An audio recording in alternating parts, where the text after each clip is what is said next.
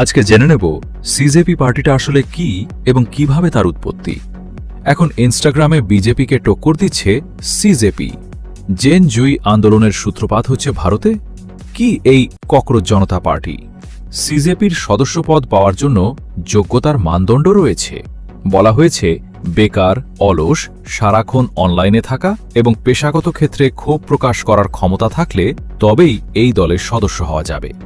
দল গঠন হয়েছে সপ্তাহখানেক হল, আর তার মধ্যেই ইনস্টাগ্রামে সেই দলের ফলোয়ারের সংখ্যা পৌঁছে গেল 1 কোটির কাছাকাছি। ছাপিয়ে গেল কেন্দ্রের বিজেপি সরকারের সরকারি ইনস্টাগ্রাম হ্যান্ডলের ফলোয়ারের সংখ্যাকেও। যাবে নাই বা কেন? দলের নাম যে ককরোচ জনতা পার্টি, সিজেপি, অর্থাৎ আরশোলা জনতা পার্টি। কিছুদিন আগে শুরু হওয়া ভাইরাল পলিটিক্যাল স্যাটায়ার মুভমেন্ট বা রাজনৈতিক ব্যঙ্গ আন্দোলন থেকে তৈরি হওয়া সিজেপি দলের বর্তমানে ইনস্টাগ্রামে ফলোয়ারের সংখ্যা 90 লক্ষের বেশি। 2014 সাল থেকে কেন্দ্রে ক্ষমতায় থাকা ভারতীয় জনতা পার্টি, বিজেপি সহ ভারতের বেশিরভাগ মূলধারার রাজনৈতিক দলের চেয়েও ইনস্টাগ্রামে অনুসারীর সংখ্যা বেশি তাদের। সিজেপিকে নিয়ে হইচইও কম হচ্ছে না।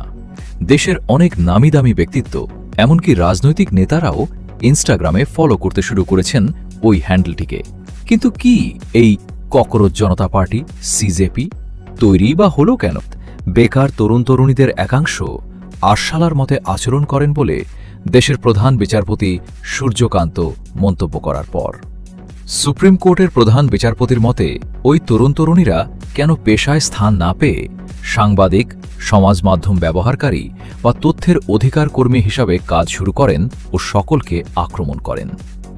যদিও প্রধান বিচারপতি পরে স্পষ্ট করেন যে তার মন্তব্য ভুলভাবে উদ্ধৃত করা হয়েছে এবং বেকার যুব সমাজের সমালোচনা করার উদ্দেশ্যে তিনি ওই মন্তব্য করেননি। প্রধান বিচারপতি সূর্যকান্ত জানান, তিনি বিশেষভাবে সেই সব মানুষদের কথা বলেছিলেন যারা জাল বা ভুয়ো ডিগ্রি নিয়ে কোনো পেশায় প্রবেশ করেন। তিনি যুবকদের অবমাননা করেছেন বলে যে প্রতিবেদনগুলি প্রকাশিত হয়েছে তা সম্পূর্ণ ভিত্তিহীন বলেও মন্তব্য করেন প্রধান বিচারপতি। অন্যদিকে বেকার তরুণ তরুণীদের একাংশকে নিয়ে প্রধান বিচারপতি সূর্যকান্তের ওই মন্তব্যের পরেই ককরোচ জনতা পার্টি বা সিজেপির জন্ম হয়। তারা একটি ব্যঙ্গাত্মক রাজনৈতিক দল হিসাবে আত্মপ্রকাশ করে নেট মাধ্যমে। শুরু হয় নেট মাধ্যমে দলের সদস্য সংগ্রহের কাজও।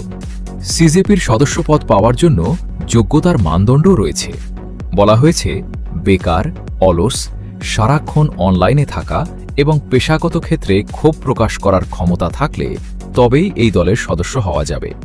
চালু হওয়ার প্রথম দুদিনের মধ্যেই 40,000-এরও বেশি সদস্য সিজেপিতে নাম নথিভুক্ত করান। এরপর ধীরে ধীরে বাড়তে থাকে সিজেপির সদস্য এবং ইনস্টাগ্রামে ফলোয়ারের সংখ্যা।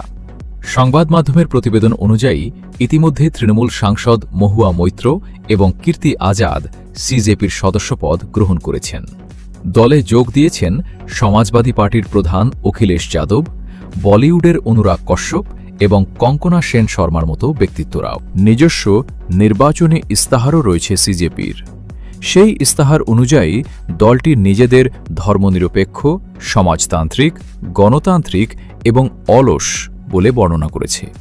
বেশ কিছু দাবিও অন্তর্ভুক্ত রয়েছে ইস্তাহারে, যেমন প্রধান বিচারপতিদের জন্য অবসর পরবর্তী রাজ্যসভার আসনে নিষেধাজ্ঞা, সংসদের সদস্য সংখ্যা না বাড়িয়েই নারীদের জন্য 50% সংরক্ষণ এবং দলত্যাগী বিধায়ক এবং সাংসদদের জন্য 20 সদস্যদের জন্য 20 বছরের নির্বাচনী নিষেধাজ্ঞা।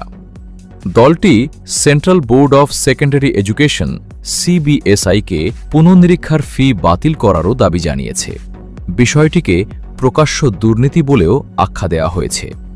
এছাড়াও নিট ইউজি প্রশ্নপত্র ফাঁসের জেরে পরীক্ষা বাতিল হওয়ায় ক্ষতিগ্রস্ত শিক্ষার্থীদের প্রতি সমর্থনও জানানো হয়েছে।